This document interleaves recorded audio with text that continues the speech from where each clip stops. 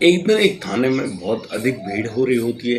Police थाने में मौजूद वह जो अफसर हैं वो एक जेब कतरे को अपने पैरों के नीचे दबाए हुए ऐसे बैठे हुए हैं। वो उससे पूछ रहे हैं कि भाई तू एक बात बता, इतने लोगों की जेबें काटता है, इतना सारा काम करता है, इतने लोग तुझसे परेशान हैं, आखिर तू इस प्रक्रिया को कैसे अंजाम देता है।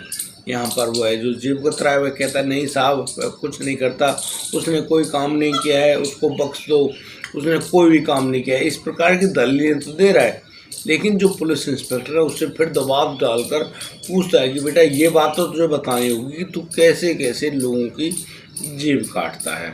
यहाँ पर वह व्यक्ति ज़्यादा कुछ नहीं बताता है, तो इंस्पेक्टर साहब अपने जो हमरा हैं उनसे कहता है कि एक काम करो, इसको हवालात में बंद कर दो। अब तो उस जेब कतरे को हवालात के अंदर बंद कर दिया जाता है और नंबर आता है वहाँ उस थाने में जो भी फरियादी आए थे। दरअसल वहाँ पर जो भीड़ थी वो फरियादियों की थी, साथ ही साथ कुछ लोग ऐसे थे जो उस जेब कतरे को देखना चाहते थे। और बस इसी प्रक्रिया में अब इंस्पेक्टर साहब उन लोगों की शिकायतें सुनने में लग जाते। शिकायतें सुनते सुनते लगभग उनको 2 बज जाते हैं, और 2 बजे जब इंस्पेक्टर साहब को बहुत ही ढंग से भूख लगती है तो वो अपने सरकारी क्वार्टर की तरफ रवाना होते हैं। जल्दी जल्दी कदमों से वहाँ जाते हैं। जैसे ही इंस्पेक्टर साहब अपने घर पहुँचते हैं, उनकी पत्नी कहती है कि क्या तुमने वो सामान मंगा दिया जिसके लिए मैंने तुमसे कहा था। अब तो इंस्पेक्टर साहब बड़े ही हैरान से होते हैं और वो कहते हैं अरे तुम टेंशन क्यों लेती हो, मैं अभी मंगा देता हूँ। अब वो जैसे अपने जेब में हाथ डालते हैं, उनको मालूम चलता है कि उनकी जेब कट गई। अब भाई जेब कट गई, पैसे भी थे, सब गायब। अब वो बड़े परेशान तो हैं। अब वो इसी परेशानी में वापस थाने की तरफ भाग लेते हैं। जाते जाते उनकी सांस फूलने लगती है, हाँफते हुए पहुँचते हैं थाने में और उस जेब कतरे से पूछते हैं कि यार तू तो बड़ा शातिर निकला, मतलब मेरी ही जेब काट ली। अब तो वो जो जेब कतरा वो कहने लगा था कि साहब आपने तो कहा था कि आप ये बता दो कि तुम लोगों की जेब कैसे काटते हो, मैंने आपको बता दिया। अब तो वो सभी लोग परेशान है, हैरान है। लेकिन ये जो मामला है ना, ये मामला आज से करीब 40 साल पहले घटित हुआ था, लेकिन अब दोबारा हम इस किस्से को क्यों सुना रहे हैं, इसके पीछे भी बहुत बड़ा राज है। दरअसल इस किस्से को 40 साल बाद उखाड़ने का अर्थ ये है कि वह जो आदमी था, जो जेब कतरा, वह यानी उसके साथ एक ऐसा कांड हो गया था, वह अब इस दुनिया में नहीं रहा। लेकिन उसके कत्ल की जो कहानी होती है बड़ी ही हैरान कर देने वाली होती है। और यहाँ पर मालूम चलता है कि किसी आदमी के पीछे पैसे कमाने का जो लालच है और जो उसकी हवस की भूख है, जब जगती है ना तो वह कुछ भी करवा देती है। आज की कहानी इन्हीं घटनाओं पर आधारित है। आप इस कहानी को अंत तक जरूर देखिएगा। नमस्कार, आदाब, सत श्री अकाल दोस्तों, स्वागत है आपका हमारे यूट्यूब चैनल किस्से क्राइम के। तो दोस्तों आपसे वही प्यार भरी गुजारिश, आगे बढ़ने से पहले हमारे चैनल को सब्सक्राइब करना, नोटिफिकेशन की बेल को दबाना बिल्कुल ना भूलें। दोस्तों आज का बेहद ही हैरान करने वाला मामला सामने आया है अमरोहा उत्तर प्रदेश से। दोस्तों अमरोहा के अंतर्गत आने वाला ये जो क्षेत्र जिसका नाम हसनपुर है, हसनपुर के अंतर्गत आने वाला वो मोहल्ला जहाँ पर एक अजीब ही तरह की बदबू पूरे मोहल्ले को परेशान कर रखी थी। सभी लोग दुखी हैं, परेशान कि भाई लोग पता नहीं क्या क्या करते हैं और पता नहीं किन चीज़ों में से इतनी गंदी बदबू आ रही है। सभी लोग हैरान हैं, दुखी हैं, परेशान हैं कि भैया ये बदबू आ कहाँ से रही है। और दोस्तों जब वो लोग आगे बढ़ते हैं, ढूंढ रहे होते हैं, तो ये जो बदबू है ये एक हनीफ नाम के एक व्यक्ति के घर से आ रही होती है। दरअसल उस घर का तो बाहर से ताला लगा हुआ है, लेकिन लोग सोच रहे भैया यहाँ से ये बदबू क्यों आ रही है, कोई ऐसा तो नहीं कि कुछ गड़बड़ हो। अब तो वो लोग पुलिस के पास फ़ोन करते हैं, पुलिस को तुरंत वहाँ पर बुलाते हैं। पुलिस की गाड़ी भी भनभनाती वहाँ पहुँचती है और जैसे ही पुलिस अब पूरी प्रक्रिया में यानी कि जांच में जुटती है, ताले को तोड़ती है, घर के अंदर घुसती है, तो यहाँ पर वो एक कमरे के अंदर जाने के बाद उनको पता चलता है कि एक कंबल में लिपटी हुई लाश पड़ी हुई है। लेकिन ये लाश बुरी तरह से सड़ रही है, ये बहुत बुरी तरह से फूल भी गई है और अब ये बदबू जो है वो इसी कमरे से आ रही है। अब तो पुलिस उस बॉडी को बाहर निकलवाती है, उसको पोस्टमार्टम के लिए भिजवाते हैं। उसके चेहरे से उसकी पहचान होती है कि ये जो व्यक्ति है, इस व्यक्ति का नाम हनीफ और इलायची है। दरअसल ये वही व्यक्ति है जो कि करीब 40 साल पहले पुलिस ने जब गिरफ्तार किया था तो ये जेब काटा करता था, यानी कि एक जेब कतरा था। दोस्तों पुलिस अब आगे पूछताछ के लिए लोगों को पूछती है, भाई ये हनीफ कौन है, यहाँ पर कैसे है, क्या है इसका परिवार में वगैरह, बहुत सारी जानकारियाँ होती हैं जो कि पुलिस को खुद नहीं थी। अब पुलिस को मालूम चलता है कि पहले यानी कि इस हनीफ की 2 शादियाँ हो चुकी हैं। पहली जो पत्नी थी सरवरी से इसकी शादी तो हुई, लेकिन शादी के 2 साल बाद ही सरवरी से इसका तलाक हो गया और सरवरी इसको छोड़कर जा चुकी है। कहाँ गई उसके बारे में किसी को कोई जानकारी नहीं है। लेकिन ये हनीफ फिर से शादी करता है और ये शादी होती है साजिया नाम की महिला से। दोस्तों, यहाँ हनीफ को इस साजिया से 7 बच्चे होते हैं और इनमें से 5 तो बेटे होते हैं और 2 बेटियाँ होती हैं।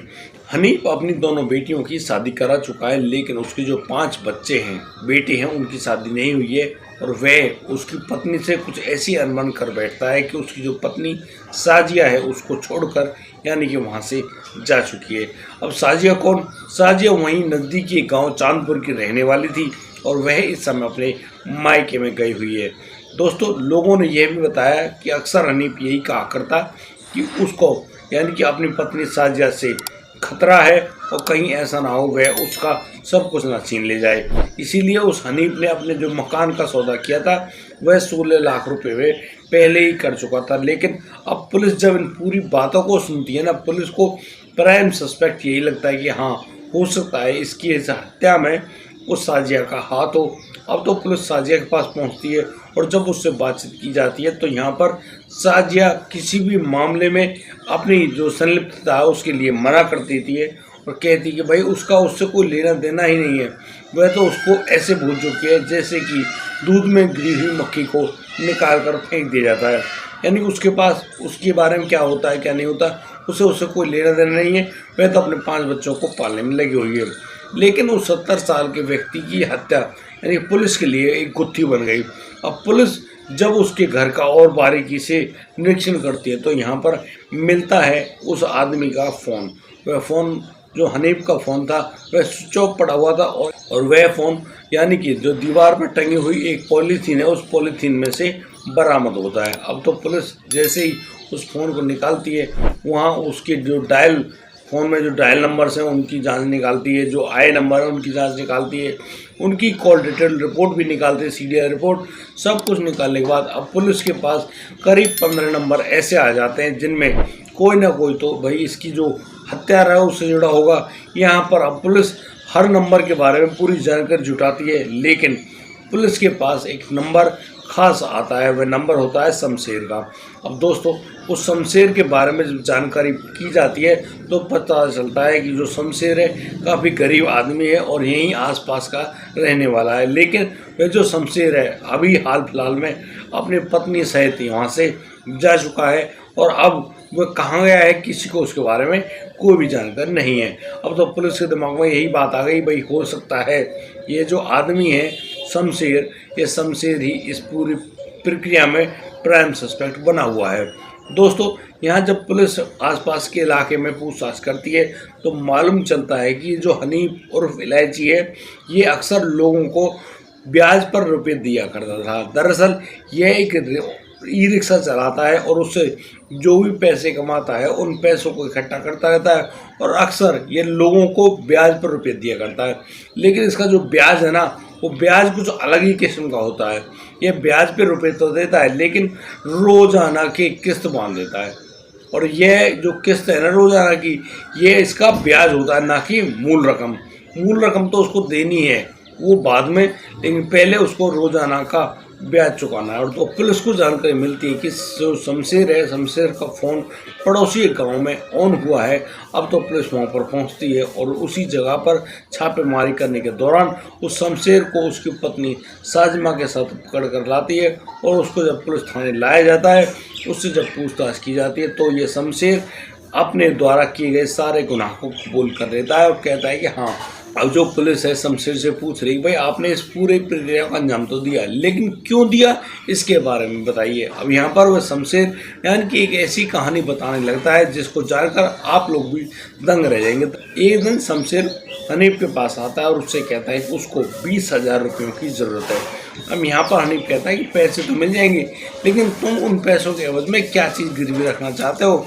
यहाँ पर वह जो लड़का शमशेर है वह कहता है कि उसके पास उसकी मोटरसाइकिल है तुम उसकी मोटरसाइकिल रख लो, जब उसके पास पैसे हो जाएंगे वो यहाँ पर आएगा, अपने पैसे देकर जाएगा, अपनी मोटरसाइकिल लेकर चला जाएगा। अब ये कहानी बिल्कुल ओके। यहाँ पर वह जो हनीफ है उस लड़के शमशेर को यानी कि 20,000 रुपयों का इंतजाम करके दे देता है। अब शमशेर पैसे लेकर चला गया, लेकिन लगभग 15 दिन बाद वह जो लड़का है शमशेर दोबारा से उस हनीफ के पास आता है और उससे 5,000 रुपयों की मांग करता है। दोस्तों अब यहाँ पर वह हनीफ कहता है 5,000 मिल जाएंगे भाई, लेकिन तू अब ये बता कि अब इन 5,000 की एवज में क्या चीज़ गिरवी रखेगा।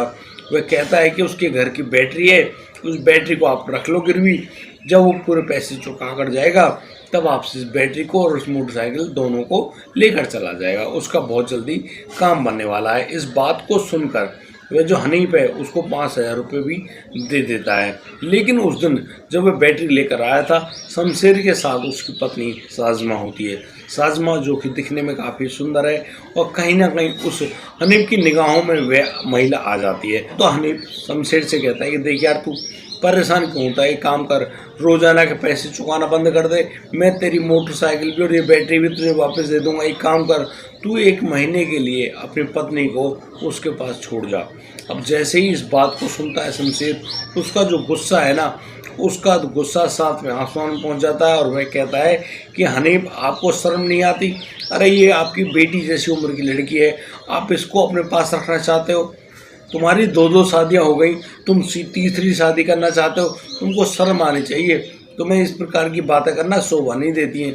अब तो वह जो हनीफ है वह कहता है कि यार देख, मैं तेरे सारा मूल भी क्लियर कर रहा हूँ, मैं तेरे ऊपर जो भी ब्याज लगता है उसको भी क्लियर कर रहा हूँ, बस 1 महीने की तो बात है, 1 महीने के लिए तो अपनी बीवी को मेरे पास छोड़ जा और फिर तू बेफिक्र रहे, तेरी मोटरसाइकिल भी तेरे पास, तेरी बैटरी भी तेरे पास और वो पैसा भी तेरे पास। लेकिन कहीं ना कहीं शमशेर को ये बात इतनी बुरी लगती है कि बस वह कहता है कि देखो साहब, उसको पैसों की ज़रूरत है, वह गरीब ज़रूर है लेकिन इतना बड़ा मतलब कि दरिंदा नहीं कि वह अपनी पत्नी को ही तुमको सौंप दे पैसों की खातिर। वैसा काम बिल्कुल नहीं कर सकता। और दोस्तों अब तो यहाँ उन दोनों के बीच में बहस शुरू हुई और इसी बहस के चलते दोनों में झड़प भी होती है और वह जो लड़का शमशेर है हनीफ के गले में पड़ी हुई उस यानी कि जो स्वापी होती है उसको पकड़ता है और उसको इतनी बुरी तरह से खींचता है कि वह हनीफ की वहीं पर यानी कि उसके घर में ही जान ले लेता है। दोस्तों इतना सब करने के बाद अब जो लड़का है वह बाहर आता है और साजमा उनकी पत्नी जो बाहर आंगन बैठकर उनका इंतजार कर रही होती है, वह साजमा को बताता है कि उसने इस पूरी प्रक्रिया को अंजाम दिया है, तुम चाहे तो उसको देख लो। लेकिन साजमा उल्टी शमशेर पर भड़क पड़ती है कि देखो तुमने उसको मारा क्यों? चलो ठीक है मैंने मान लिया, तुम्हें मेरी बात बहुत बुरी लगी, मैंने इस बात को माना, लेकिन तुमने उस आदमी को क्यों मारा? अब तुम जिंदगी भर भाई तुमने काम बहुत बुरा किया है, तुम जिंदगी भर जेल में रहोगे, ये बात बिल्कुल ठीक नहीं है। अब तो वह साजमा और शमशेर दोबारा वापस उसी घर में आते हैं और फिर उसकी यानी कि हनीफ की डेड बॉडी को एक कम्बल में लपेटते हैं। कम्बल में लपेटने के बाद उसको वहीं कमरे के अंदर यानी कि बेड पर लिटाकर वहाँ से 9-2-11 हो जाते हैं। वो अपने साथ वहाँ पर बैटरी भी और मोटरसाइकिल दोनों चीज़ लेकर अपने घर जाते हैं, वहाँ पर बैटरी को रखते हैं और सीधे वहाँ से लापता यानी कि भाग जाते हैं। अब जैसे पुलिस के सामने ये पूरा जो मामला है खुलता है, तब जाकर पुलिस हैरान रह जाती कि भाई ये आदमी यानी कि अब 70 साल की उम्र में भी तीसरी शादी करना चाहता है, एक ऐसी लड़की से शादी करना चाहता है जो कि उसके बच्ची की उम्र की है। लेकिन ये आदमी जो कि उसकी बेटी की उम्र की है, लेकिन इस आदमी को शर्म ही नहीं है भाई। और इसी हवस के और उन पैसों के लालच के चलते आदमी अपनी जान भी गंवा बैठता है। यानी कि जान इतनी सस्ती हो गई है कि इंसान कुछ भी कर रहा है, कुछ भी। आप मेरी बात समझ रहे हैं कि यार एक आदमी को एक शादी हुई, फिर दूसरी शादी हुई, उसके बाद वो दोबारा तीसरी बार यानी कि किसी महिला को चाहता है कि उसके साथ रहे, उसके साथ वही काम करे जो वो अपनी पत्नियों के साथ करता है। भैया क्या कहेंगे आप इससे? आप इसके बारे में कोई 2 शब्द जरूर लिख कर दें, बताएं कि ये हनीफ जैसा आदमी 70 साल की उम्र में कितना बढ़िया आदमी बना बैठा है और लोगों को पैसे दिया करता है। शमशेर 25,000 रुपये की एवज में 500 रुपये रोजाना ब्याज के रूप में देता है। और दोस्तों यहाँ पर 25,000 रुपये उसके ऊपर ब्याज के रूप में बना हुआ है।